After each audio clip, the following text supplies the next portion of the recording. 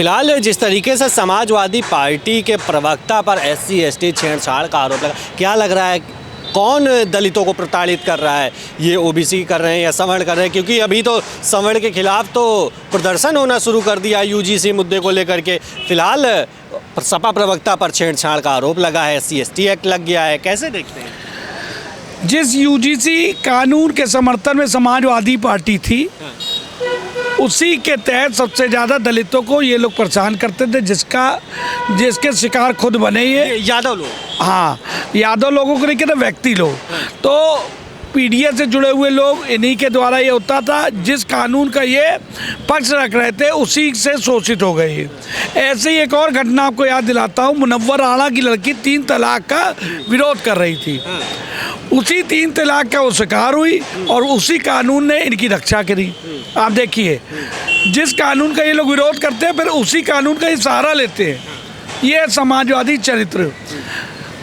लगातार सरकार का विरोध आप करते हो, ठीक है, लेकिन आपको चिंतन करना चाहिए जो सरकारें कार्य कर रही है वो कानून सही है या गलत है। तो इन्होंने जो यादव जी ने जो कृत्य किया, छेड़खानी का आरोप इन पे लगा, दलित उत्पीड़न का आरोप लगा, जेल गए।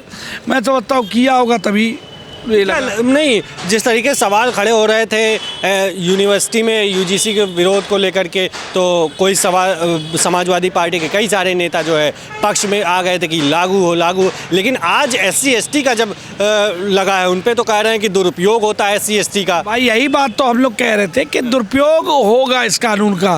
तो इसके लिए और भी पहले से बने हुए कानून हैं जिसमें इन लोगों को संरक्षण दिया जा सकता है, फिर नए कानून की ज़रूरत क्या थी?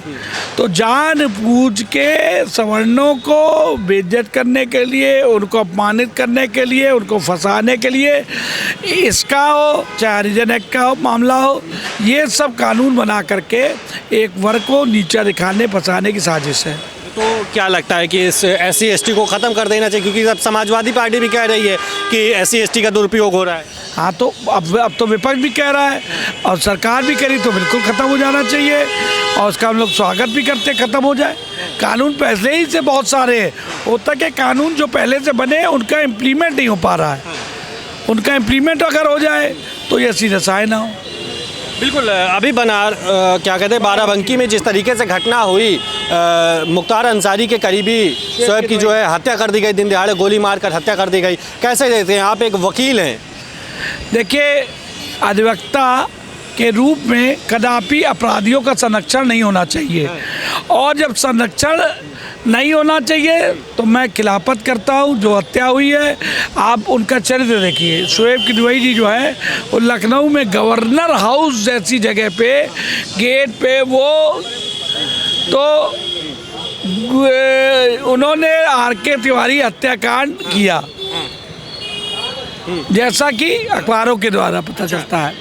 उसके बाद इन्होंने एक डॉक्टर थे ठाकुर साहब बाराबंकी के, उनकी लड़की थे, छेड़खानी का मामला जो रहा, उन सब को लेकर के इन पे मुकदमा उनकी हत्या का दर्ज हुआ। गैंगस्टर के अपराधी रहे, गैंगस्टर चल रहा था, इनके ऊपर निगरानी सरकार की चल रही थी, पुलिस प्रशासन की, हिस्ट्री शीट खुली हुई है इनकी।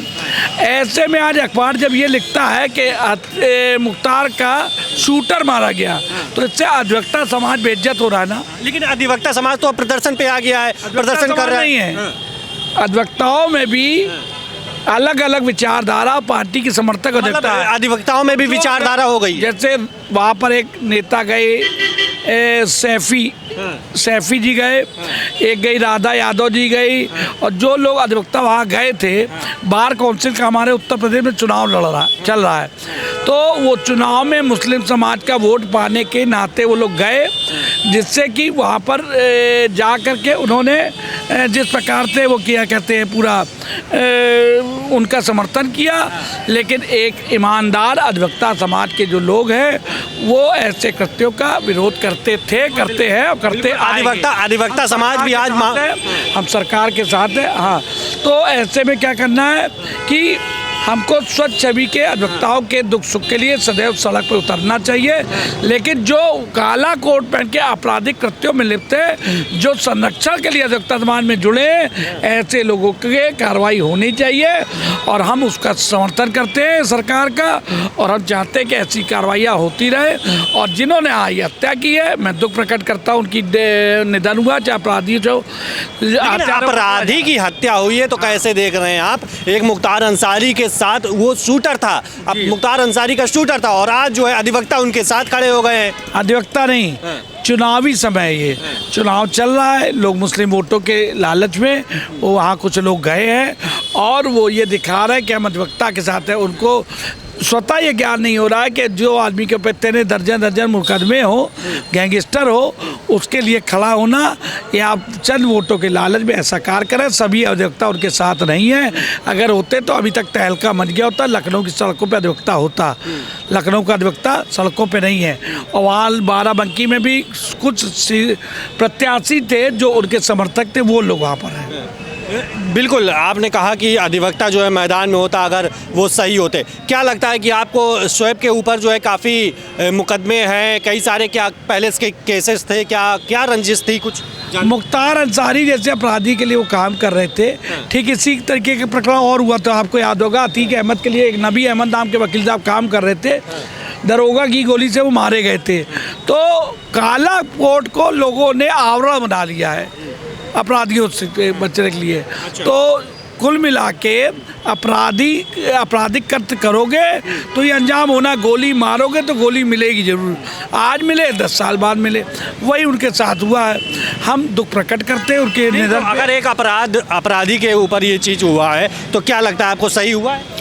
देखिए, हत्या हुई है ना, तो हम उस पर दुख प्रकट करते हैं कि किसी, अगर सज़ा कानून देता उनको, लेकिन किसी ने मारा है तो गलत है, उस पर सरकार को कार्रवाई करनी चाहिए, प्रशासन को, और वो कर रही है। लेकिन जिस तरीके से अधिवक्ता लोग पत्रकार पर हमला कर दिए, बाराबंकी में मारपीट हुई है, कई पत्रकारों के साथ जो है, इसी बात का तो हम विरोध करते हैं। आप कानून से सज़ा मिलेगी ना, ये जादू की छड़ी तो है नहीं पुलिस महकमे के पास कि हत्या हुई और 2 मिनट में पकड़, जैसे पुलिस को मालूम है। पुलिस उसकी जांच कर रही है, 2-4 दिन को समय देना चाहिए और कानून को अपने हाथ में नहीं लेना चाहिए। पत्रकारों को क्यों मारना था? मतलब आप भी उसी श्रेणी में हो, आप भी अपराधी हो गए।